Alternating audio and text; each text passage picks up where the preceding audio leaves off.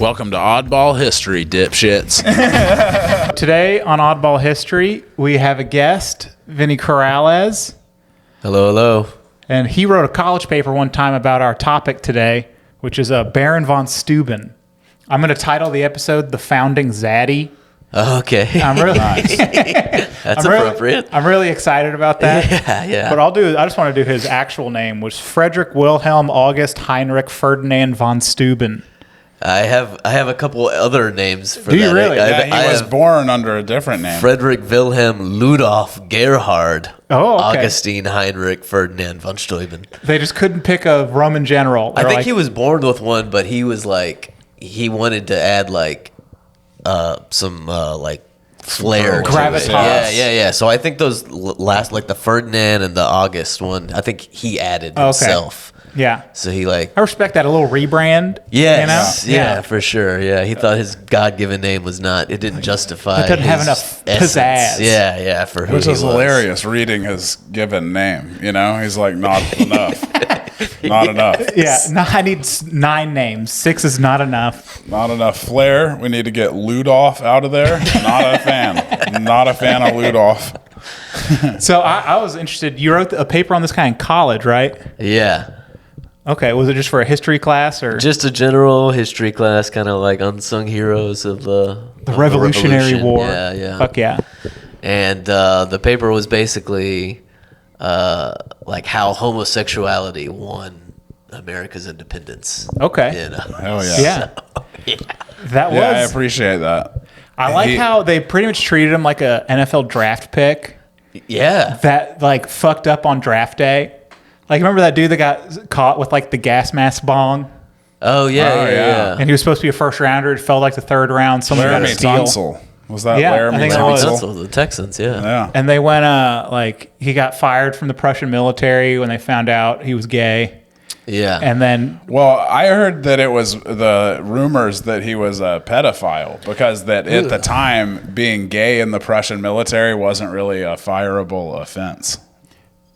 I believe because Frederick the Great was gay and Was gay. Prince Henry, people who he was associated with. I mean, he was Frederick the Great's right-hand man. Yeah. But they said that he took liberties with small boys. That's what got him fired from I believe that. Prussian I believe that. from the Prussian army. I mean, he said in There's later that years oddball, that he had oddball history twist where we're going to do a story celebrating a gay man helping win the Revolutionary War.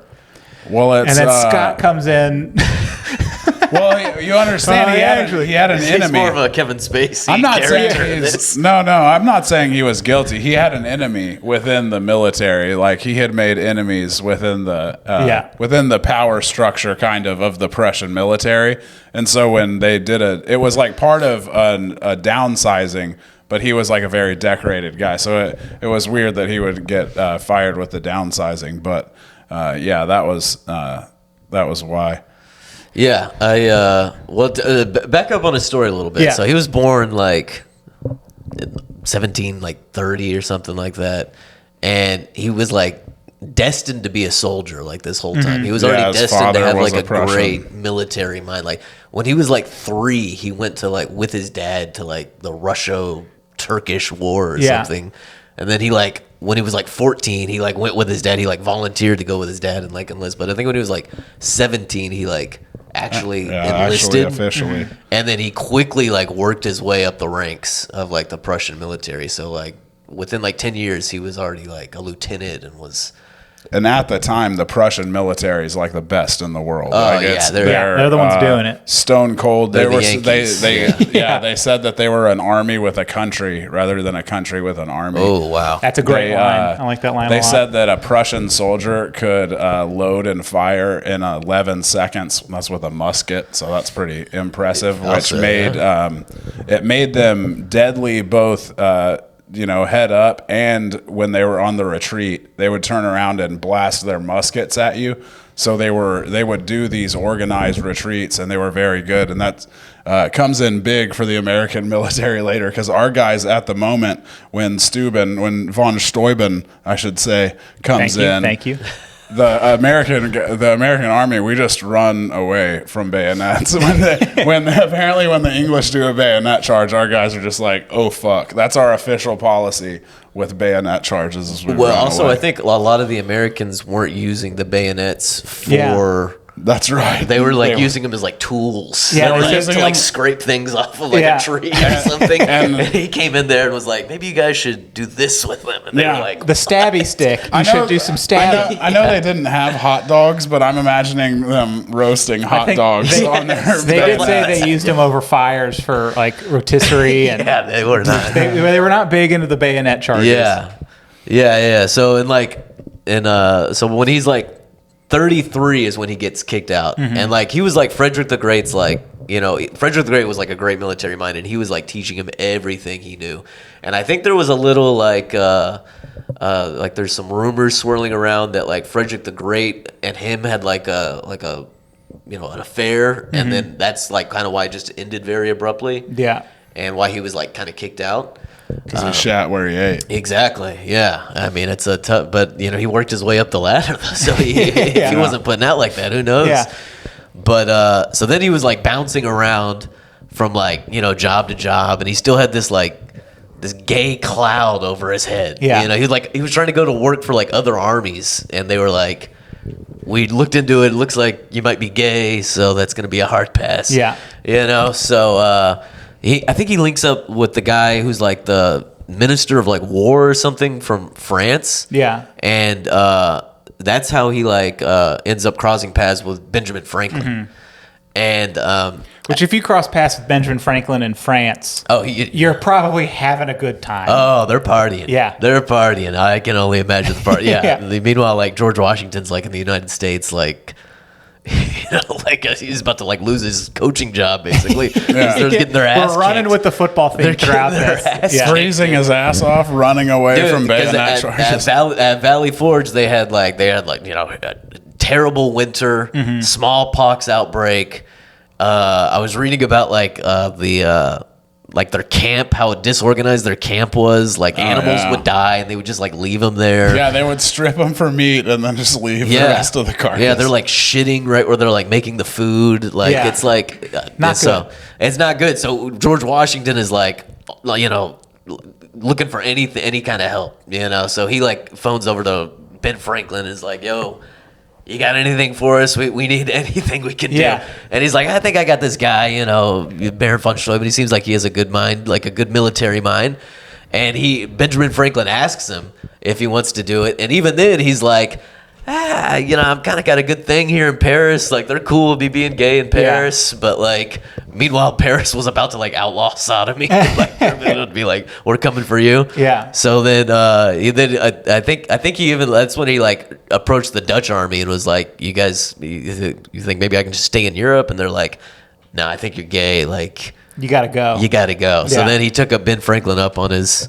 Which they negotiated a deal, a contract. With my draft stock sliding thing is, you look at some stuff and it's like celebrated as like George Washington and Benjamin Franklin knew this was a gay man, and they were like, no, come on. So some places frame it like, that was oddly progressive at the time, and then you look at the backside of it, and they were just like, hey, yeah, of course you can come have a job. However, we're not going to pay you. Yeah. And you can get some land afterward. I don't know if this works out. Ultimately, I think they were like, he's too valuable for us to lose. Yeah. Like, we can't let him walk. He's too big a talent. So they had to get him. Yeah. And he was in a position to not say no to anything. For sure. He was about to be, outlawed wherever he went. I did like that he lost his job and then tried a couple different trades and just went, I guess I'm going to go find a military to do. Yeah, well, I mean. But it was kind of peacetime in Europe, like the actual continent. They were fighting abroad. And so, military jobs were slim pickings back then. Sure, yeah. So he was like, I guess we're going somewhere else. Yeah. Which we have a lot of mercenary stories on this, because they seem to be the crazy guys that are just like, we're just going to go to war somewhere. Well, so then he goes to America.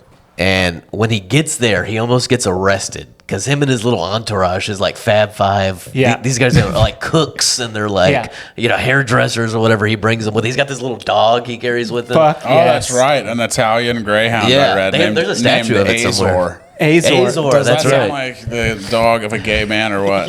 An Italian greyhound named Azor. Just an episode of Queer Eye for the Colonial Guy is kicking off in New York. That blew my mind. This story is of a man queer-eyeing the Continental Army. It absolutely That's is. the whole story. So he gets off the boat and immediately is about to get arrested because him and his crew are wearing red coats, and that's what the British wear. Yeah. And so they're like, "You're an enemy. What are you doing?" can't- And he's just like, "This is It's a fashion." snappy coat. You can't wear that color in this hood. That's either They set said. tripping. Yeah, America was a big time crip back then. Yeah. So Oh, yeah.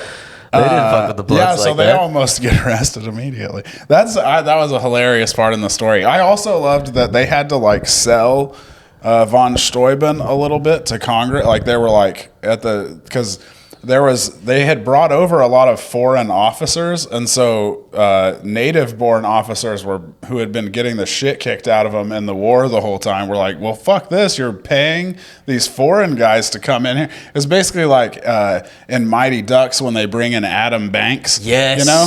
Yeah. That's that kind of dynamic. They're like, fuck this new guy. Why should he come in and just act like he's been with us since the District 5 days? Because he hasn't, you know? To understand Baron Von Steuben is to understand the Mighty Ducks. Yeah. Because then he goes from being an Adam Banks character to a Gordon Bombay character. Exactly. Yeah. And you can just picture the montage, That's too. the other thing. Yeah. Gordon Bombay comes to the Ducks through a DUI arrest, just like Von Steuben comes through like disgrace. May I make a reach of the advanced tactics of the bayonet charge?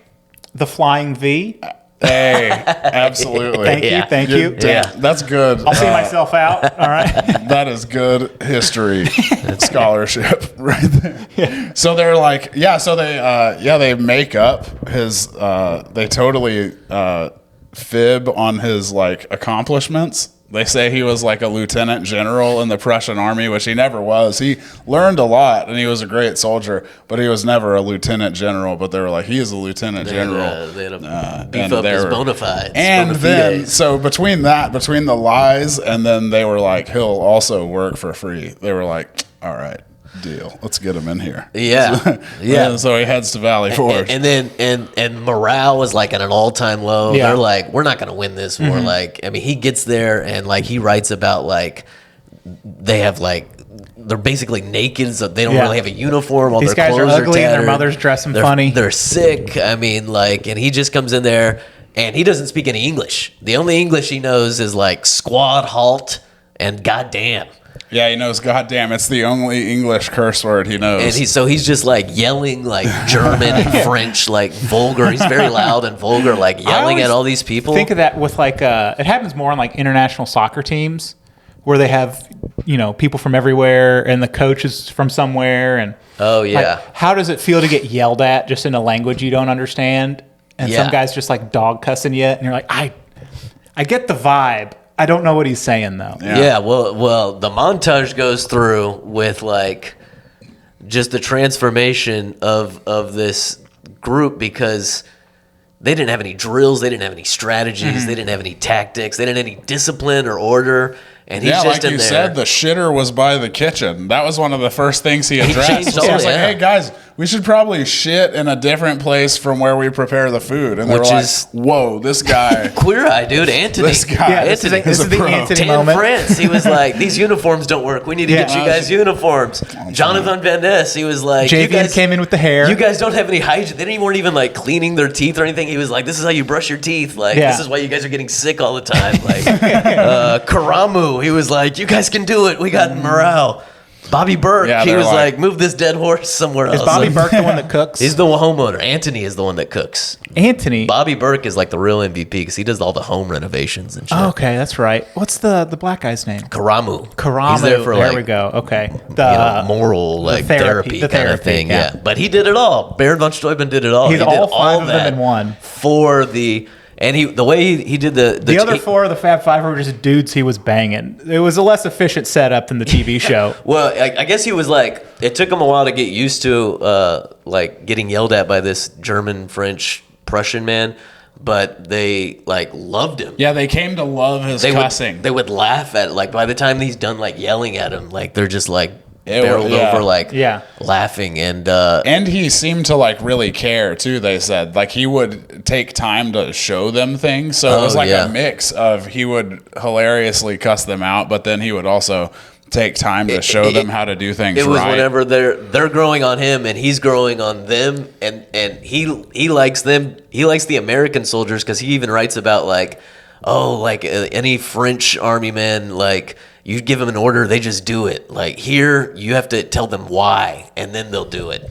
Yeah. I think that still carries on with some of the American ethos. Oh, for sure, Just like, for sure. I don't But that's know what about he that. loved. He loved that about Yeah. the American people. Yeah. I know that I know nothing about this. I'm ill-prepared, ill-equipped, and haven't studied. But I'm going to push back on you a little bit here. That was it. But he admired that. He admired Yeah. that they needed a reason to do it and to show him the why. I also So- loved that he would call his aide de camp Duponce over to cuss at the men in English for him. He would say, "My dear Duponce, come and swear for me in English. These fellows won't do what I bid them." Oh yeah, well he had a couple of guys. This guy Ben Walker, he could speak Prussian, and so he was like, "I'll translate for you." He would tell George Washington like, "I'll translate." And there was another guy that's too, right. Lawrence, and like that was the deal where he would do German, which he would then translate that into French with somebody, and then more people spoke French, so they would then translate the French into English. So it was like a process getting the written orders to George Washington all the time, and had to go through like multiple people to get it down. yeah. But it worked because then he also like had a system where it was like out of the 120 people that he handpicked from Washington's Continental Army, they were assigned to go train like 100 people with the tactics that they learned and shit. So it just like It was like an elite. It was like a teaching unit. like a pyramid scheme almost. Like, Yeah. but for America. When Extreme ownership. When I thought his name was pronounced Baron Von Steuben, I was gonna joke that group was called the Steuben Brothers. But then The Steuben brothers didn't quite. Yeah, Steuben. Maybe it is I was like, Steuben, I oh don't no, know. now my I joke's think it's fucked. Steuben. I heard somebody say in I a think it's very Von strong Steuben. accent, say Von Steuben. But The serious Anglicized history podcast I listened to. You ready for this podcast? They said Von Steuben. I have it's a couple fun to of say. the first battle where his tactics really came into play. Baron Hill? The Battle of Baron Hill. Yeah. Side note, the Battle of Baron Hill, a pretty good way to describe butt stuff. All right. You get it? All right. As it is. All right, thank you. I'll see Baron myself Hill? out. I'll see myself out. Yeah, but Sure. they were like I like doing it. surprisingly well. It's like the game where like they're like the coach is like, wow, they're really listening. They're They're, really like doing paying it. attention. How you've explained it in such a way where I'm like, this is an excellent movie. Like, I want a Knight's Tale level of seriousness to it. I don't want a hardcore period piece like Napoleon. No, I want like Knight's Tale level, a little silly, tongue in cheek sometimes. Yeah. I think that would be perfect for this. I don't know how the script's not made already. I mean, it's got. It checks all the gold boxes. written Yeah. all over Checks it, all the yeah. boxes. One of the things I love the most about the Baron von Steuben is how little he respected the English military as a Prussian. I think the American military really needed that because at the time, if you're anyone but a Prussian, the English military is like scary. They're really good, but to Prussians, they're like, he's like, these guys are bitches. Like for instance, he taught the men in the U.S. They marched 75 steps a minute. Whereas the English only marched 60, like bitches. And it was just a bunch of stuff like that. He had no respect for the English. He didn't. He's the he didn't guy think on The Price is anything of Right. the English Doing army. $1 more. Yeah, he doesn't. And I think the U.S. I think the colonies, they really needed that spirit at the time, that outright disrespect for everything that England's doing. I think the American people respond to somebody just bold and brash. Yeah, oh, yeah. And So just being like, these guys- disrespectful. Yeah. Does that sound These familiar? guys suck. This is the Gridiron Gang. They're learning their own worth through this leadership. Yeah. So And they we got did. another movie. I need a series of movies, all with different types. We were talking about Varsity Blues earlier. Oh, yeah. This is a very sportsy. It's so very underdog sportsy. story. You know what it is? It's exactly it's Major Payne Only Yes. if Major Payne was Actually, like he killed a lot of gay German nobleman from the 18th century, and the ROTC program he was taking over was the Continental Army of the U.S., and the ROTC competition they were preparing for was the American Revolution. Yes, but to be fair, I'm sure Baron Von Steuben probably had him do dances and stuff. Oh, like, hell yeah. Oh, I read on one part like he had like for junior officers, he was like invited them to a party, but he was like the only criteria: none shall be wearing breeches. Oh, I saw that. That's right. Hilarious. That's theme his parties. One for you, one for me situation. You know, That's one of the. Yeah. You don't have to pay me. I'll train all your soldiers, but once a month we do a no pants party. Yeah. Well, that's the guy Ben Walker, and then there was another guy, I think Lawrence I or wrote something. It down. It was. But they basically like gravitated towards each other, and like after Ben Walker and William North. William North. Oh, that's a great porn name too. Oh, Billy William North. Yeah. What's your porn name? Peter North is the right street there. you grew up on, and that's the last name, and your first name's a pet you have or had. Okay, so mine would be the first name is your street that you grew up. The last name is, or whatever's funnier. So like Chihuahua Robin Hood. Chihuahua Robin Hood. That's good. Wait, the type of the dog or the name of the dog? The name of the dog. Oh, Cleo Robin Hood. I'm kind of into it. Cleo Yeah. Robin. It's kind of cool actually. Yeah. Scott, what's yours? Tux Portlock. That's pretty good too. Mine's Puggy Silverthorn.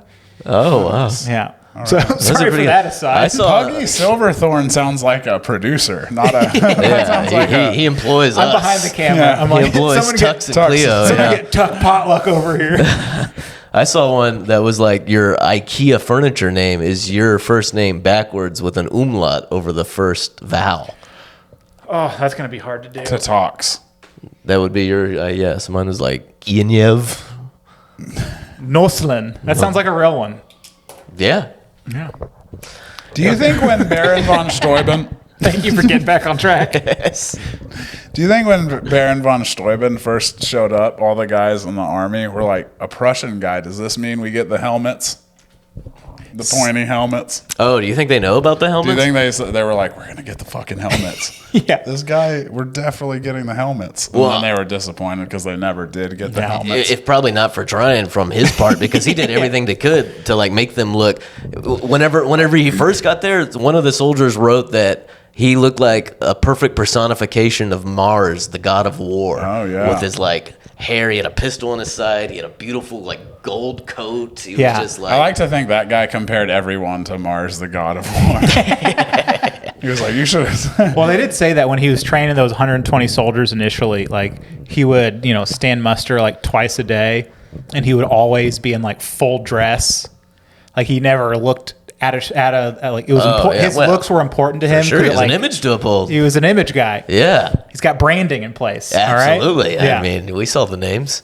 But the uniform that they used, they ended up using for a while. And he also wrote the book, the military drill book called the Blue Book that they used to Yeah. after the War of 1812. Like, They called it the Blue Book for obvious reasons because it was called Regulations for the Order and Discipline of the Troops of the United States.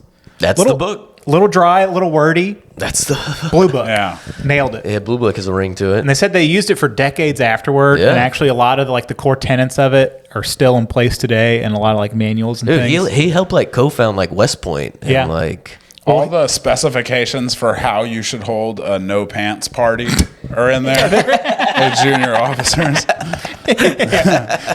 But They haven't changed them to this day. still there. It's the same yeah, no pants that's party. your third year at West Point. as ever. You go to the Von Steuben no pants party. I love his sexuality is like obviously like a big thing, and there are people that like reading stuff about him. Some people just breeze right by it and don't mention it. Other people are like Make it their whole kind of devote a sentence to it. But I read one that had like an outright denial, and it was like there is nothing that shows he was gay. In fact, one time he was standing with some other officers, and a photo of a woman fell out of his pocket. And then when they asked who the woman was he was too emotional to say who it was. I was like, first of all, He's obviously this story sounds like it could have been a setup by old Von. for Von sure. Steuben. Yeah, Von it sounds Steuben. like The old, oh no.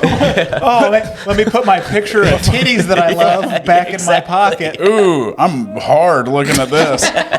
Anyway, I'm hard and full of emotion from looking at a woman as I always am, as we always are, as hetero men. It sounds very like set up. You know what I mean? I thought there was an interesting thing about. Secondly, I didn't mean to interrupt, Scott. Secondly, I'm sorry, but a gay man carrying a picture of a woman that he gets emotional over could have just been Barbara Streisand.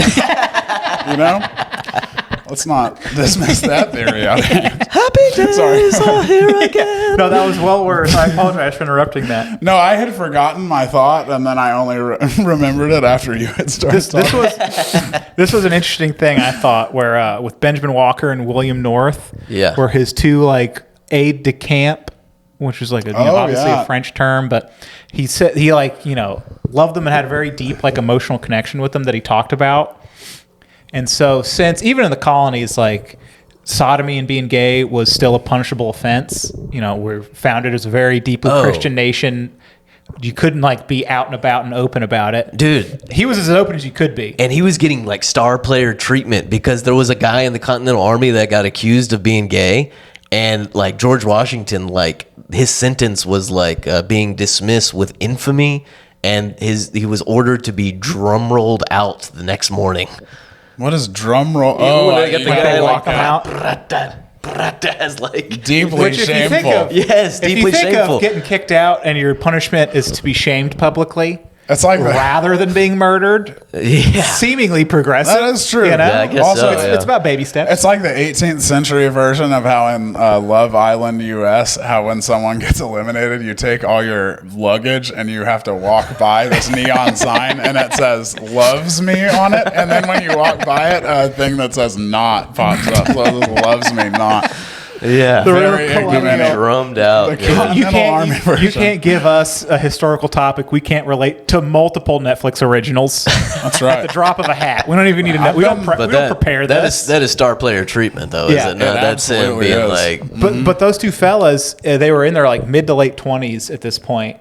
And he's like in his 50s or something. Yeah, and it was kind of a historically a practice for gay men, especially like well-to-do ones, where he adopted them as his sons and made them his heirs. Oh, yeah. And so like they all kind of lived together, and like they were the ones that got all of his stuff when he died, and he had a few guys like that. At first he was going to get fleeced by Congress. They were like, they only ended up giving him like 5% of what they said they were going to do in the first place.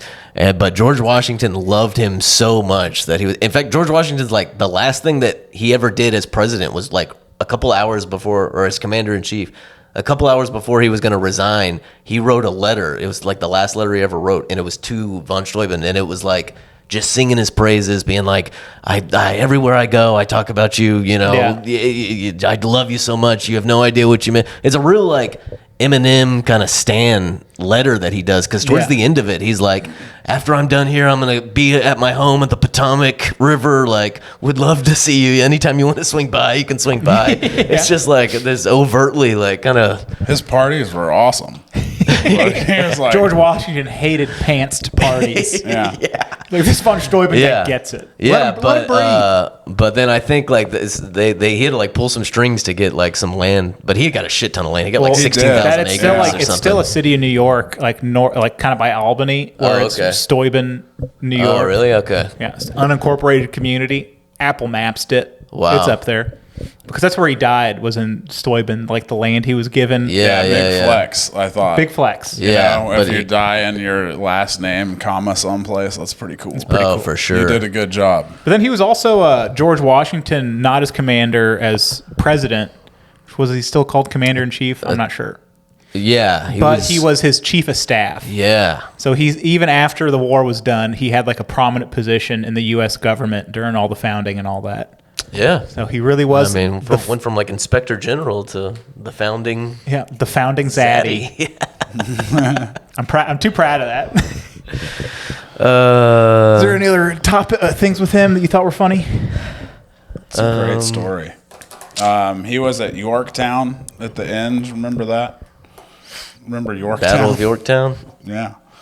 But no, I don't have anything interesting about that. There was another honorable mention for the homosexual community, which was President James Buchanan in the 1850s, which might not be. Obviously they're all closeted at the time, and you don't know people's personal lives. But I think this was just Andrew Jackson being a bully, because he was the high school bully of our presidents. Yeah. And so after James Buchanan's wife died, he lived in a house with another prominent politician, which was a common arrangement at the time. Sure, so you had to travel to D.C. It wasn't your primary residence. And Andrew Jackson, when they were running against each other, called those two guys Miss Nancy and Aunt Fancy. Ouch. Which, damn, 1857 is a devastating insult. Oh, for sure. Those are fighting words. That's right up there with Lion Ted and Crooked Joe or something. So that was the original Sleepy Joe. Precursor, yeah.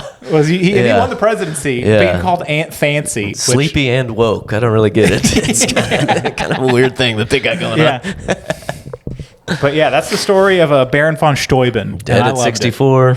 Yeah. Father of the United States Army. But it really is like a Mighty Ducks, Major Payne, Queer Eye for the Straight Guy kind of I'm going to cut out Scott's little aside at the beginning to keep the continuity of this being a fun story. I mean, if you that's the story, but all right. You could have been just a picture that he dropped. We don't know. It could have been. That was the first picture he dropped. That's so true. Yeah. I meant to drop a lady picture. But so we have Vinnie here. I want to talk to you about, you do the Cowabunga Comedy shows with Niaz. I do. Why? Do you want to get on? Is that why you brought me on? I'm doing the one on February 28th. Oh, yeah. Next You're week. doing one in 2 weeks. You're doing our next one. So I've always thought, and I've done nothing to change it, that DFW compared to other scenes never had a good indie self-produced show scene. And you're running those, and from everyone that talks about it, they kick ass. Scott's done a couple. Kick ass. Yeah. They're super fun. Scott had one where we had mic issues, and everybody was so tuned in that it felt like a comedy club. Yeah, it's a bar show. Was still, it at the ultimately? Fillmore? Yeah. Nice. Those rooms, every one of those, it's a magical night. Yeah, I'm excited you can be able to do it. I'm excited for it. But I think that's awesome. You're doing that, and it's going so well. Because that's Austin was before it blew up with all the Rogan stuff, and there's 9 comedy clubs. You could always go down there and do just a random show at a place, and it would be fun. And crowded there. Atlanta's like that too. Atlanta has a great bar scene where people are showing up for bar shows. Yeah. Houston kind of had to out of necessity also, just because there's so few clubs. Yeah. That but yeah, Dallas. I mean, there's a lot of clubs in Dallas, but yeah, I like what we got going on. So hell yeah, check out Cowabunga Comedy. Cowabunga Comedy. Yeah. Comics on Wax. Yeah, why is that in the tagline? I don't get it. Well, it was going to be a podcast that me and Niaz were going to start originally, where we talk music. And then we just ended up using the COW Comics on Wax. It was the cow, and then Niaz says Cowabunga a lot. He would be like, "Man, we're just gonna have one of those Cowabunga nights." Hell yeah! And I was like, we should just start calling the show that Cowabunga, or just Cowabunga Nights is what they're called. Yeah, nice. But we've been doing those shows for a year now, and free bar show. We got one in downtown Plano. That's the Fillmore, last Wednesdays of the month.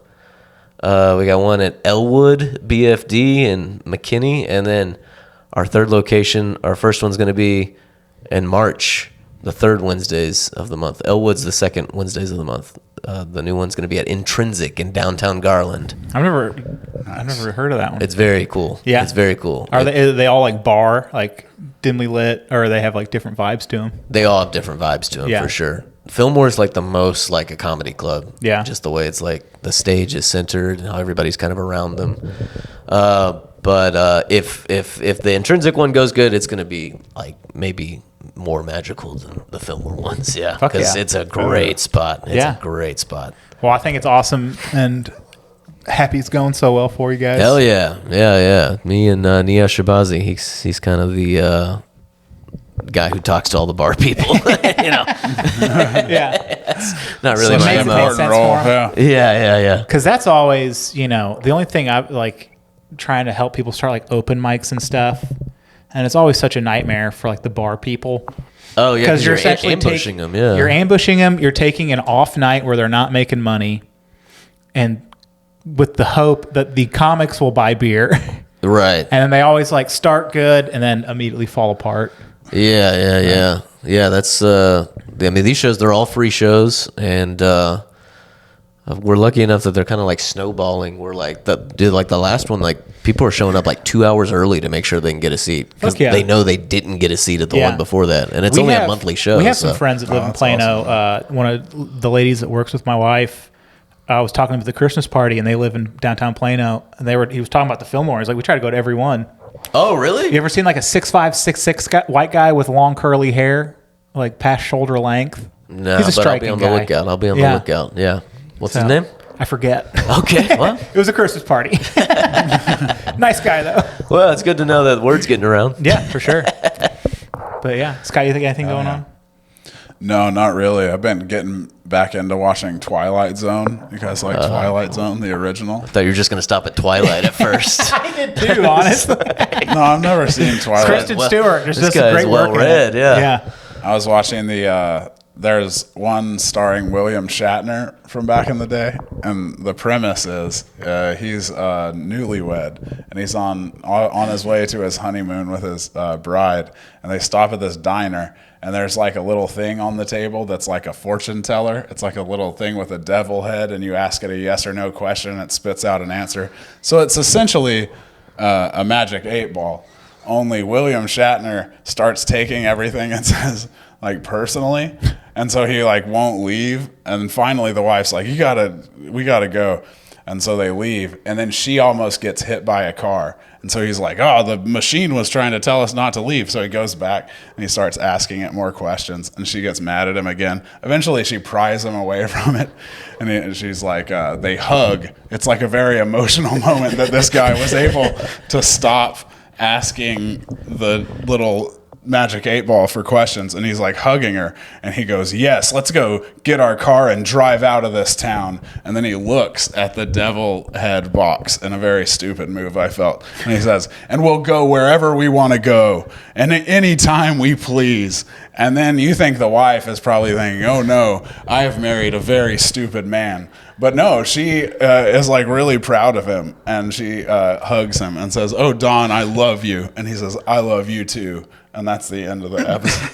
It was like, it's a nice embrace. I don't think there were very high stakes in this particular Twilight Zone. Yeah, I was kind of having trouble following. So it's just like a magic 8-ball that just tells them innocuous things? Or it is a little creepier because of the magic 8-ball, but it's giving very magic 8-ball answers. It's not like you're going to die on Tuesday. Yeah, it's not specific. There's never a point when it's like you're like on William Shatner's side. The whole time you're like, I don't know about this William Shatner. Oh, I'm pretty sure it's just a fortune teller box.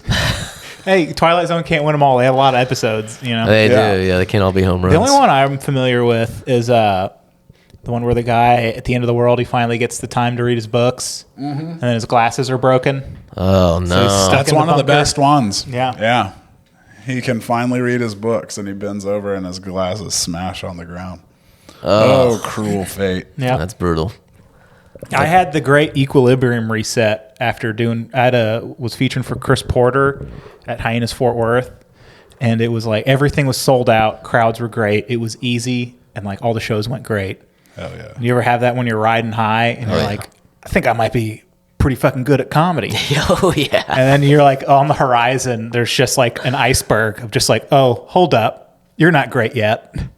Where I did a brewery show in Grapevine on Valentine's Day, and it went fine, but I thought I was doing like 30 minutes at the end of like a showcase thing because there's like 5 other people on it, and then I get the message of the lineup driving out there, and it's like everyone does 10 minutes, then I do 45 at the end, and I was like, ooh, these people are tired. That's a long stretch. Oh yeah. Yeah. And it was. I got the light at 40, and I didn't get to like a bunch of stuff I planned on doing, but I was just like, I'm tired, they're tired.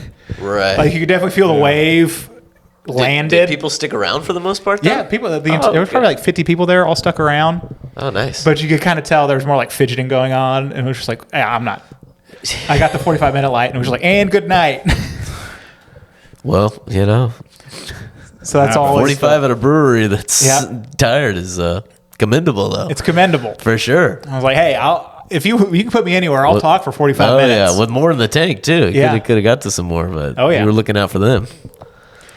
So that's my comedy takes for sure from recently. Hell yeah! Well, hopefully Fillmore's a better show. Oh fuck yeah! I'm excited for it. Everyone says it's a blast.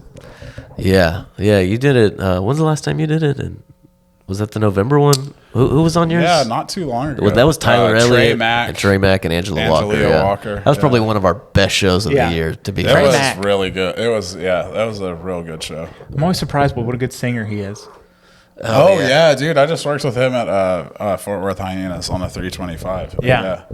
He's got a whole bit. He's doing the cruise ships and stuff. Oh yeah, and colleges and stuff. Yeah, I mean he stays working. Circuits I've never been involved in or interested in, but I think you got to be super clean. I'm not super clean. I think for colleges, for like NACA, is that the group that does the colleges? And even for the cruise ships, you have to have like a clean. Yeah, it's got to be like headlining set and like a dirty headlining set. Yeah, that's just a lot. But what's your clean time? Like squeaky backdoor clean? Oh, because a backdoor, maybe like 30. Yeah. Yeah. See, I think I could do 25 or 30 if you put a gun to my head. I'm talking squeaky, like backdoor. Yeah. Well, even back, I would say it's like PG-17 is what I would call my stuff. I like that. As I say PG-13, you get one fuck, in a PG-13 movie. Yeah, I need 3 to 4 fucks. Yeah, I save one, but I mean they don't let you do that at backdoor, so you got to figure out creative ways to say it. Yeah, Vinny's also a backdoor alum. Oh yeah, one of the many. That's one of my favorite places of just always having a spot on the weekends to go. It was sold out last weekend too on Saturday.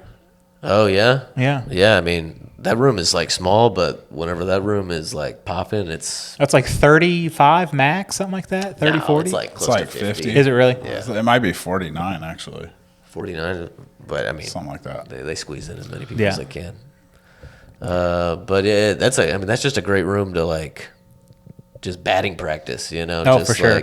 Because if you go up there with the same attitude, with there's like 2 people in the audience, then like on a weekend where it's just like 6 sold out shows or whatever, it's it's like you have the weight on your bat really there. Yeah. So it's like you take the weight off and you're like, oh shit, we're doing it. Yeah. But you can always tell like people like I think backdoor performers are a little bit more polished for sure. And it's just that R.I.P. Jan. R.I.P. Jan. R.I.P. Jan. I couldn't make it to any of her Oh, can I tell you a funny story yes. about the funeral? Yes. Okay, the funeral and the little ceremony thing that they had for her at Backdoor.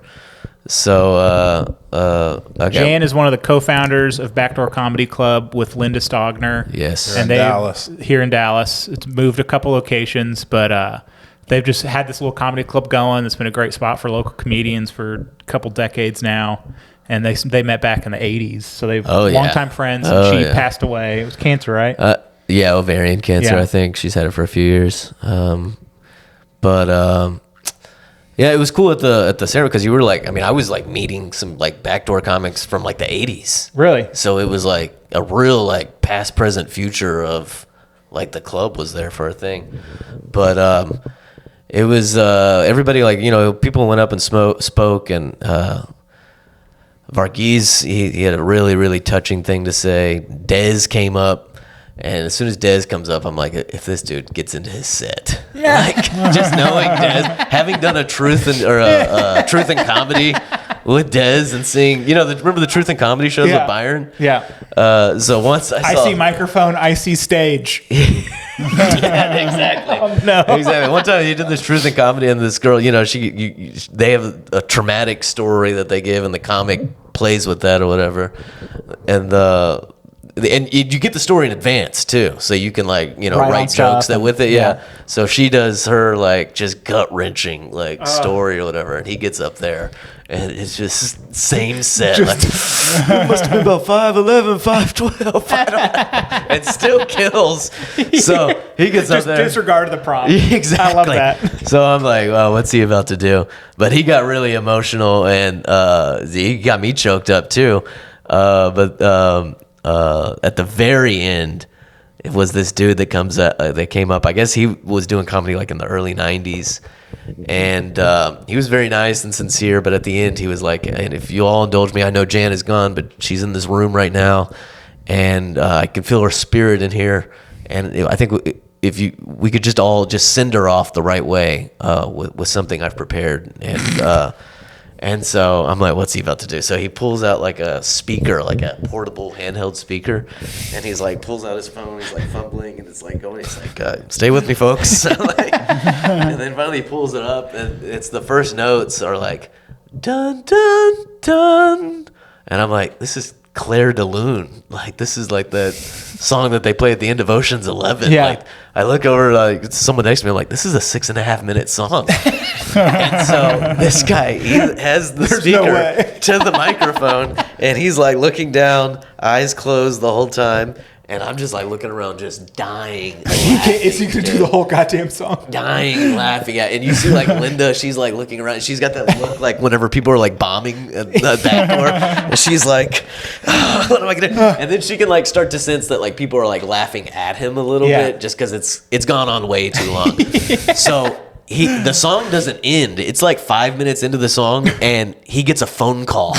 And he's like, fuck. He's like, Babe, I'm in the middle of a thing. Yeah, Linda seizes that moment to like come up and like get him off. And she was like, thank you so much. She was like, Jimmy, and she gets sense that people were laughing. She was trying to like save him. She was like, he spent so much time with Jan.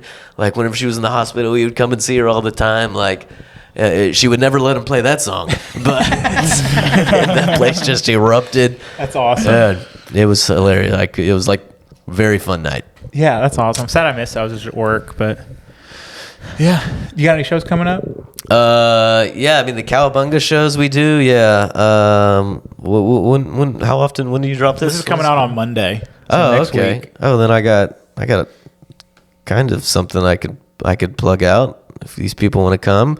Going to the Dallas Supercross on Saturday. It's not a show, but if you see Vinnie at the Dallas Supercross event, make sure to say hi. I'm doing a show at Stomping Ground March 8th. I'll tell you everything I got going on March. Okay, Stomping Ground March 8th. Cowabunga show at Elwood March 13th. The Cowabunga shows are the 20th at Intrinsic and the 27th at Fillmore. I'm doing some solar eclipse science show at an undisclosed location. Some dude just hit me up about it. Is that like a don't tell show or a questionable? It's probably like a don't show up show. Probably like I don't know if anybody that's gonna be there, dude. Do you have any hot solar eclipse material? He wants me to write like 5 minutes of solar eclipse jokes. So if you guys got any jokes, send them my way. I really need solar eclipse jokes. And then I'm like headlining some hotel on the 24th, Hotel Vin in Dallas. Yeah. Gretchen hit me up about that. Nice. So, and then otherwise, backdoor if we're not there. So, there you go. Scott, you got anything coming up? Vinny and the Jokes on Instagram. Nah, not that'll be after this comes out. I got some stuff coming up the end of this week, but then I don't think anything on the books. What's coming up at the end of this week? We'll do a retroactive. You should have gone to this show Scott has this Friday. I got a 325, I believe, at Hyenas Dallas on Thursday, and then on a Cheyenne show at DCC on Friday night at 10. There you go. What's that show called? Is that The Greatest Showman? The Greatest Show. Nice. Is this The Greatest Show? Yeah, something like that. Hell yeah. Yeah. Let's see. I got It's the one where he looks like the QAnon shaman. If you guys remember, he looked like a nutcracker. If you guys remember that photo, oh yeah, he had like horns and like Paul. I don't know what he was going for, but QAnon shaman. Yeah, I guess QAnon Cheyenne. It's kind of there. It's right there. You got to mispronounce his name a little bit, but it lines up. I'll take it. Swing and a hit, connected. Yeah, we got to say hit. he fouled out. I'm still at bat. All right. Let's see. I got a Cowabunga show with Vinny at the Fillmore on the 28th, 29th, 325 in Fort Worth. On March 1st, I'll be seeing Dune 2. Very excited for that. Y'all Dune fans? No. Never Zero. read Never them seen or it saw or read them. it. God damn. It's such a good, it's a great book. It's like a 900 pager, so they get in way more detail. The original Dune was legit. Movie? The original movie? The original movie. What year is that? Oh, 70s. Oh, okay. It's like old. But, Star Wars-y time. When did the Star Wars come out? Was that late 70s or early 80s? 70s. Yeah. Yeah. Where it's like, but they crammed too much into like a hour and 45-minute movie where they did the whole fucking story where, and there's the old giant one. lapses Okay. in time. They do like a Rocky training montage for getting the army ready. That's like half the book. But so now they're doing Dune 1, Dune 2, and Dune 3. So they're splitting it up into 3 sections. Oh, shit. Little Timothy Chalamet Shucky action ducky. coming on March 1st. But all right, guys, thank you very much for listening, and we'll see you on the next one. Aye.